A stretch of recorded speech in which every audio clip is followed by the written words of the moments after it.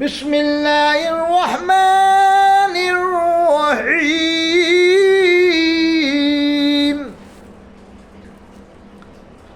قرآن میں ہے انما المؤمنون اخوہ، مومن مومن کا بھائی ہے، فاصلحوا بین اخویکم، تو اپنے بھائیوں کے درمیان اصلاح کرو۔ ابھی دیکھیے اس دور میں کیا ہے، تبلیغی جماعت ہو، اس سے بھی علماء دیوبند کا اختلاف چل رہا ہے۔ علماء دیوبند نے فتویٰ بھی لگایا ہے، ان کے امیر پر بھی علماء دیوبند کا فتویٰ ہے، لیکن کبھی آج تک بریلی سے الیاس قاضی پر فتویٰ نہیں لگا،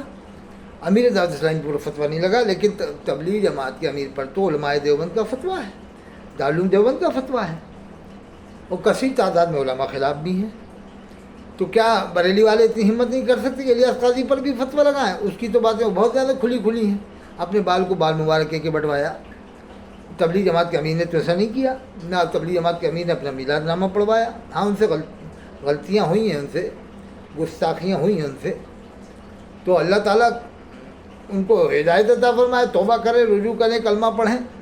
سب سے پہلی بات تو ہے کہ توبہ کرنا چاہیے، کلمہ پڑھنا چاہیے، رجوع کرنا چاہیے، اور علی الاعلان رجوع کرنا چاہیے، علی الاعلان کلمہ پڑھنا چاہیے، لیکن کرتے نہیں یہ لوگ باق، سمجھ میں نہیں آتا کیوں نہیں کرتے ہیں علی الاعلان رجوع۔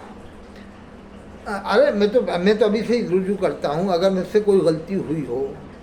میں نے کوئی ایسی بات کہی ہو جو شریعت کے خلاف ہو، تو میں تو کلمہ پڑھتا ہوں، لا الہ الا اللہ محمد رسول اللہ، اور میں پڑھتا ہوں استغفر اللہ ربی من کل ذنب واتوب الیہ۔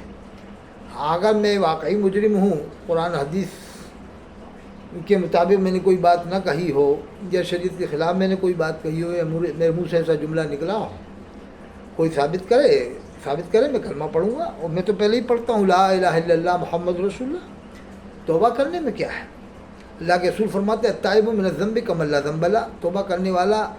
گناہوں سے ایسا ہو جاتا ہے جیسے اس نے گناہ ہی نہ کیا ہو۔ لیکن اب اگر کوئی کفر کر رہا ہو تو حدیث میں لفظ ذنب ہے، التائب من الذنب، توبہ کرنے والا گناہوں سے ایسا ہو جاتا ہے کمن لا ذنب لہ، جیسے اس نے گناہ ہی نہ کیا ہو۔ حدیث میں لفظ ذنب ہے، کفر کا لفظ نہیں ہے، حدیث میں اس طرح سے نہیں ہے التائب من الکفر، التائب من الکفر کمن لا کفر لہ، ایسا اس طرح سے الفاظ نہیں ہیں حدیث میں، التائب من الذنب کمن لا ذنب لہ۔ تو یہ گناہوں سے توبہ کرنے والا، حدیث میں ہے گناہوں سے توبہ کرنے والا ایسا ہو جاتا ہے جیسے اس نے گناہ ہی نہ کیا ہو۔ اب جس نے کفر بکے ہوں تو وہ تو اس کو پوری طرح سے کلمہ پڑھنا پڑے گا، اور دوبارہ مرید ہونا پڑے گا، دوبارہ سے نکاح بھی کرنا پڑے گا جس نے کفر کیا۔ جیسے حماد رضا مراد آبادی نے کفر بکا، فرشتے کو لنگڑا بتایا، سیدوں کے بارے میں کہا کہ تمام سید قیامت میں اعلیٰ حضرت کو ڈھونڈیں گے، استغفر اللہ۔ وہ کہا کہ جس برتن سے دیوبند والا منہ لگا لے اسے پھینک دو، تو کہ حجر اسود کو کیا کرو؟ حجر اسود سے بھی تو دیوبند والے منہ لگاتے ہیں، اہل حدیث بھی منہ لگاتے ہیں، 90 99 95% تو وہی منہ لگاتے ہیں، وہی چومتے، تو یہ چومے گا نہیں حماد رضا؟ اس کو بل گرام والے سر پہ اٹھائے ہوئے ہیں، خلافت دے رہے ہیں۔ بل گرام کے ایک سید صاحب کہہ رہے ہیں کہ جب دین اسلام پھیل گیا تو اللہ کے رسول صلی اللہ علیہ وسلم نے فاضل بریلوی کو حکم دیا کہ تم دین کی حفاظت کرو۔ یہ کس کتاب میں یہ حدیث پاک ہے؟ اور وہاں پر قطب ابدال بیٹھے ہیں، صاحب چمتکار لوگ، جن کی کراماتیں سوشل میڈیا پہ آ رہی ہیں کہ ان کی یہ کرامات وہ کرامات، قطب ابدال صاحب کرامات حضرات بیٹھے ہوئے ہیں اسی محفل میں بلگرام شریف میں، غالباً بلگرام شریف کا جلسہ ہے، وہیں پر ایک سید صاحب کہہ رہے ہیں کہ جب دین اسلام پھیل گیا تو اللہ کے رسول صلی اللہ علیہ وسلم نے فاضل بریلوی کو حکم دیا کہ تم دین کی حفاظت کرو۔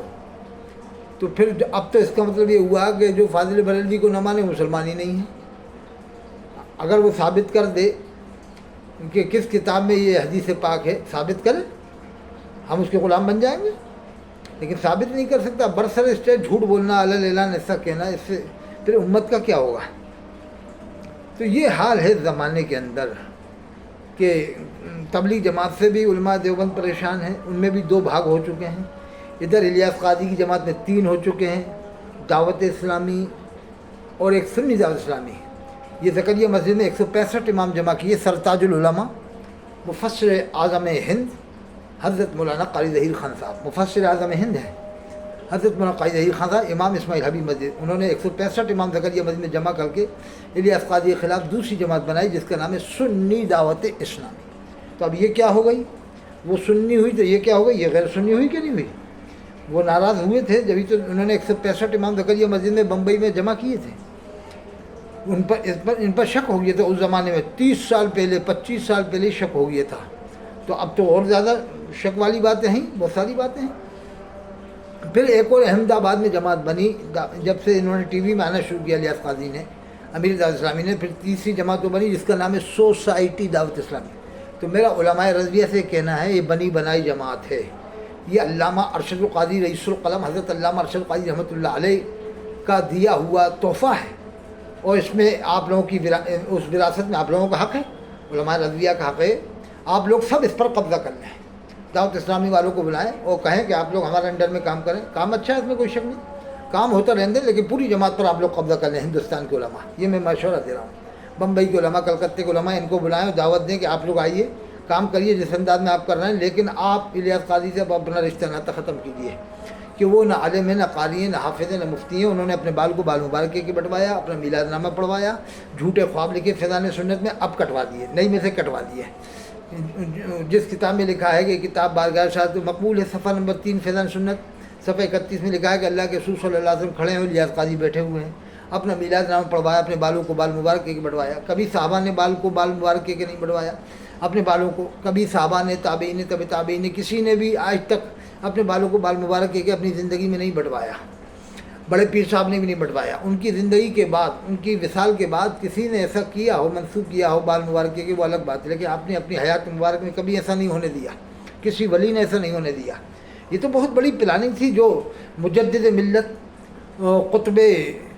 پاکستان حضرت مولانا مفتی حنیف قریشی صاحب نے لوگوں کی آنکھیں کھول دیں، ورنہ وہ نہیں بولتے تو کافی لوگ کروڑوں کی تعداد میں لوگ گمراہ جاتے۔ قطب پاکستان مجدد ملت امام اہل سنت اس دور کے حضرت مولانا قاری حنیف قریشی صاحب نے